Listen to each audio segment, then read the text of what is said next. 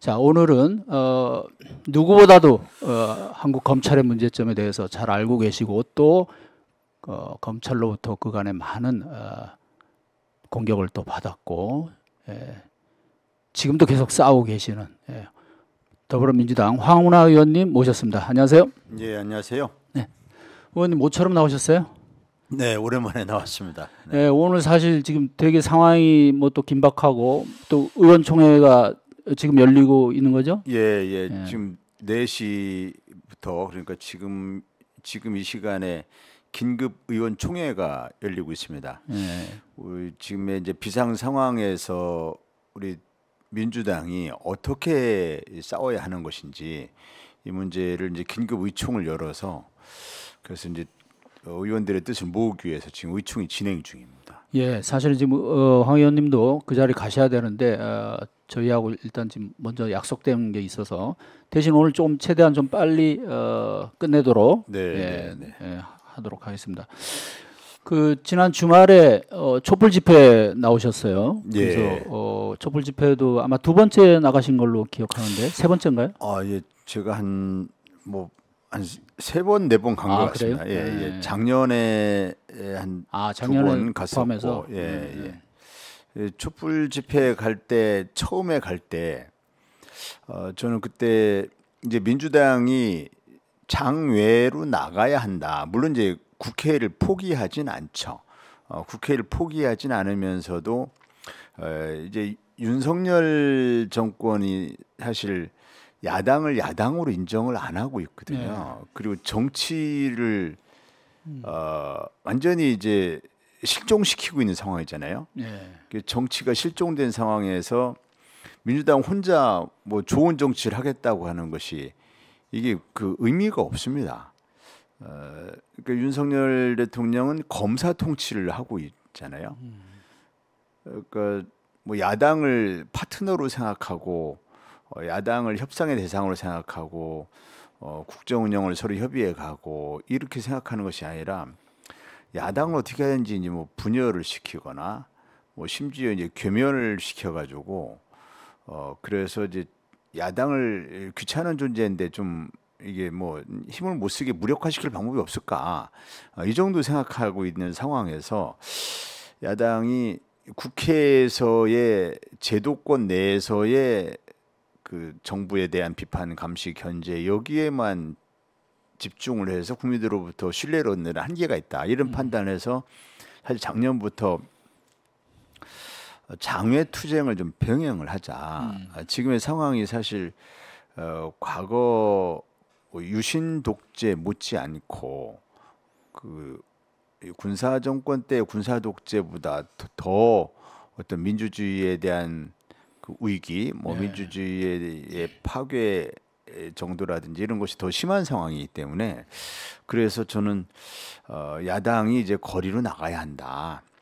과거에 유신 때 싸우던 것처럼 군사 독재 때 싸우던 것처럼 거리로 나가야 한다. 그것이 윤석열 정부에 대한 그나마 야당의 존재를 알릴 수 있는 그런 유일한 방법이 아닌가 생각해서 나갔었는데 어쨌든 그 뒤에 좀 더 많은 그 의원들이 이제 동참을 했으면 하고 이제 그런 바람으로 나갔었는데 생각만큼 많은 의원들이 동참은 안 했고요.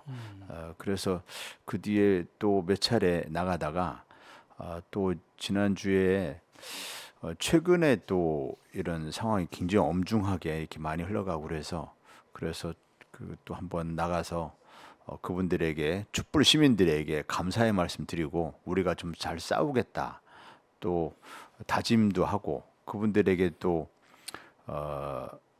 좀 뭐랄까요 질책을 듣는 거거든요. 민주당이 좀 잘 싸우라 그런 얘기를 좀 듣고 하기 위해서 나갔었습니다.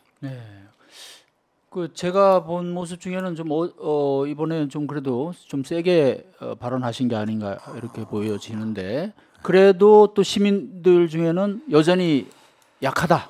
민주당 아직도 그렇죠. 더 힘차게 싸워야 된다 이렇게 얘기하는. 우선은 이제 민주당이 제대로 싸우지 못하고 있다라고. 화면에 지금 나오는데. 민주당이 제대로 싸우지 못하고 있다라고 이제 생각하시고 아무래도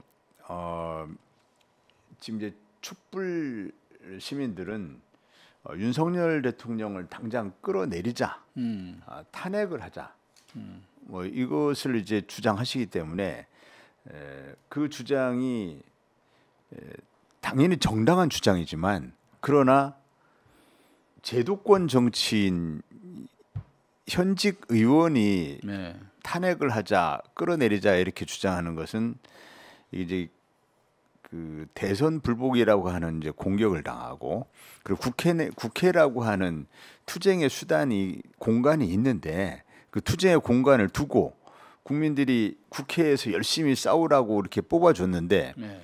근데 국회를 포기하고 또는 이제 그 선거 결과를 부정하고 헌정을 중단시키려는 것이냐라고 하는 그런 이제 공격을 받을 수가 있잖아요. 그래서 시민들이 촛불 시민이 생각하실 때는 국회의원이 왜 시원시원하게 탄핵하자, 뭐 끌어내리자 이런 얘기를 왜 시원시원하게 안 하나 이렇게 생각하실 수 있겠지만은 그것은 국회의원이 그 발언하는 것은 지금 상황에서는 그 비판을 많이 받을 수 있습니다.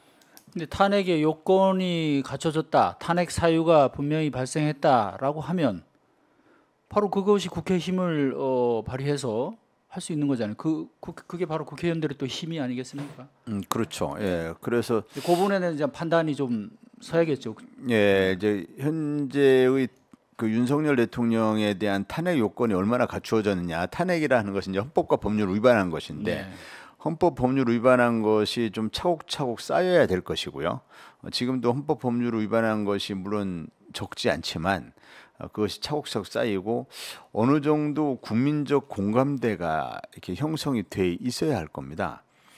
탄핵은 이제 추진을 하면 이제 대통령의 직무를 이제 정지시키는 거기 때문에 그리고 이제 200명의 또 그 가결 요건이 네. 있어야 되기 때문에 200명을 확보를 해야 하고 그래서 그 대통령 직무를 정지시키는 거기 때문에 이제 국회 3분의 2, 200명의 그 동의를 가결 요건으로 하는 그런 좀 그런 조건이 그렇게 만들어져 있는 것이죠. 그래서 그러한 어느 정도 여건이 성숙되기까지는 이제 현직 의원들, 제도권 정치인은 조금 더 국민들 의견을 수렴을 하고 귀 기울이는 그런 모습을 보여야 할 것이라 이렇게 봅니다. 예. 그러니까 현실적으로는 사실 그런 국민들의 어떤 그런 요구와 별개로 실제로 이제 그 절차상 쉽지 않은 부분이 있고 지금 의원 수로는 다 안 되죠? 할 수가 없죠. 실제로 밀어붙여도 발의는 해도 가결에는 사실 지금 문제가 있는데 야권을 범야권 다 결집을 해도 180석밖에 안 되는 거거든요. 그렇죠. 그럼에도 지금 촛불 시민들이나 또 야당을 지지하는 국민들이 계속 탄핵을 얘기하고 하는 것은 더 이상은 못 참겠다. 그죠? 그래서 꼭 지금 뭐 당장 탄핵을 어떻게 실현해라 그런 것보다도 그 정도로 좀 대차게 맞서 싸워야 되는 거냐. 아까 이제 의원님이 국회에서 할 일을 얘기했는데 제도권 안에서 사실은 국회가 지금 뭐 거의 무력화되다시피 돼 있잖아요. 무슨 상임위나 대정부 질문 이런 건 하고 있지만 실제로 이 정부에서 지금 하는 거 보면 대표적으로 검찰 개혁 문제면 검찰 관련한 것만 해도 시행령으로 완전히 뭐 모법을 다 무력화해 놓고 뭐 행정안전부도 경찰 관련해서 마찬가지고 그런 현상들이 곳곳에서 다른 부처에서도 발생하고 있고 심지어 사법부마저도 장악하려는 이번에 대법원장 후보가 친구잖아요. 친구의 아주 친한 친구 그래서 서로 또 잘하는 친구 그래서 이런 부분도 상당히 지금 우려가 제기되고 있고 그다음에 더욱 중요한 게 지금 언론을 완전히 지금 거의 몰살시키려고 하는 게 아니냐 비판 언론을 이것이야말로 언론을 이렇게 막대하는 거 이건 정말 민주주의의 가장 큰 위기라고 보거든요. 이런 여러 가지 지금 뭐 다 언급도 못 하겠는데 봤을 때 이제는 뭐 민주당에서 그냥 뭐 그 동안의 어떤 그 제도권 안에서의 어떤 뭐 싸움 이 차원을 넘어선 게 아니냐. 촛불 시민들은 그렇게 보는 게 아닐까요? 맞습니다. 그래서 지금 상황을 전 국민 항쟁을 해야 되는 그러니까 국정에 맞서서 항쟁을 해야 되는 상황이지 뭐 삼권 분립이 잘 가동되는 전제하에서 뭐 국회는 국회대로 역할을 하고 뭐 이런 상황이 아니라고 네. 촛불 시민들은 보고 있고 저는 그러한 상황 인식에 대해서 공감합니다. 실제로 지역에서 거리에서 많은 시민들을 만나면 그 시민들은 한결같이 더 이상 참기 어렵다. 어떻게 좀 빨리 좀 뭐 국회에서 좀 결단을 해달라. 표현을 직접적으로는 안 하신다 하더라도 지금의 그 윤석열 대통령을 도저히 인정할 수가 없다. 그리고 뭐 경제 상황도 너무 어렵고 그럼에도 불구하고 대통령이 뭐 민생을 돌보기는커녕 지금까지 대통령 취임 이후에 제1야당 대표를 한 번도 안 만나잖아요. 그리고 오늘 이재명 대표에 대한 구속영장 청구가 있었습니다마는 뭐 376번인가를 압수수색을 하고 예. 그리고 검사 수십 명, 검찰 수사관 수백 명, 이 사람들이 전부 국민들 세금 가지고 먹고 사는 사람들 아닙니까? 국민들 세금으로 계속 제1야당 대표 이재명 대표를 어떻게 하든지 감옥에 넣을 수 있을까? 이 국리만 하고 오로지 이 일만 하는데 지금 세금이 쓰여지고 있군요. 월급 혈세로 월급 받는 사람들이 허구한 날 그 일만 하고 있습니다. 이런 정권을 어떻게 정상적인 정권이라고 그걸 인정을 하고 제도권 내에서 싸울 생각만 하느냐? 이거는 국민 항쟁으로 가야 한다. 이런 것이 이제 촛불 시민들의 상황 인식이고요. 적지 않은 국회의원들도 많이 공감을 합니다. 다만 그런 상황이 이제 성숙이 돼서 그런 여건이 성숙이 되려면 조금 더 이제 국민적 공감대는 형성돼야 합니다. 지금은 과거보다 일단 젊은층 또는 뭐 화이트 칼라 계층 이런 세대 계층에서 정치에 대한 어떤 혐오, 불신 이런 것이 굉장히 강해져서 그래서 그 현 정권에 대해서 매우 비판적이긴 하면서도 그러면서도 적극적으로 행동에 나서 가지고 어떤 상황을 변화시켜 보려고 하는 그런데 동참하는지는 잘 않고 있더라고요. 그것이 윤석열 정권에 대한 그 어떤 반대 의사가 이제 제대로 윤석열 정부가 지금 거의 60% 왔다 갔다 이렇게 부정적 평가를 당하고 있잖아요.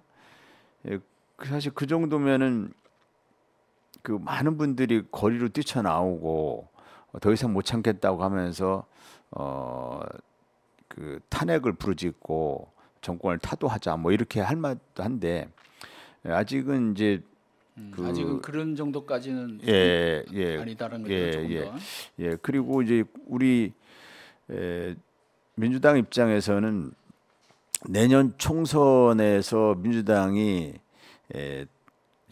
제1당이 되고 과반을 점하고 이렇게 되면 그 이후에 사실상 윤석열 정부는 이제 식물 정부가 될 것이고 저쪽 그 국민의힘도 윤석열 대통령을 이제 멀리하게 될 것이고 그러면 그 정권으로부터 이탈되는 세력들이 나오게 되고 그럴 경우 윤석열 대통령이 그 이후에도 지금까지 해왔던 것처럼 이제 국정 운영을 엉망으로 할 것이 예상이 되거든요.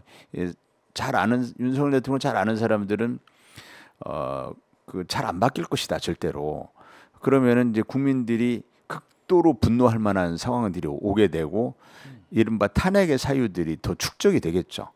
그러면은 이제 그 이런 상태에서 더 끌고 가기 어렵다라는 판단이 들면 국회가 결단하겠지만 지금 상황에서는 촛불 시민들의 그러한 절박한 상황 인식에 국회의원들이 시원시원하게 그 응답을 못하고 있는 그런 상황이라는 점을 좀 말씀드리고 싶습니다.